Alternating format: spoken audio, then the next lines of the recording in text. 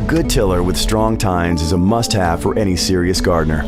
That's why we've spent the past 75 years obsessing about how to make ours the best.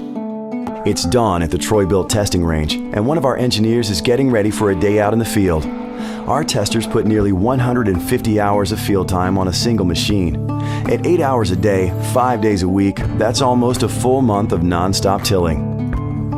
A tiller's tines are its most important feature.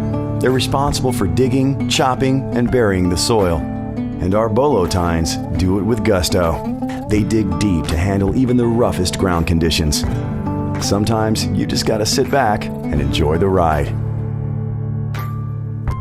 We've designed our blades to exact specifications. Their coined edge and unique shape make the blades self-cleaning and self-sharpening. They're also heat-treated to the perfect level of hardness. In the tine bend test, we use a 1000 psi press to check the strength of the materials. Any cracking or chipping is absolutely unacceptable. Here, you can see how our Bolo tines are designed in segments at 3 different angles. One for surface breaking power, one for efficient root and vegetation chopping, and one for soil mixing and milling.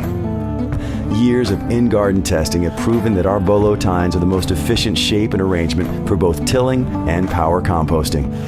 A closer look shows that with the other guys, you might only get one single angle and a single surface to break the soil, while the Troy-Bilt blades are engineered to eat up whatever you throw at them. Any serious gardener can tell the difference between a job half done and a job well done. We'll go with the latter.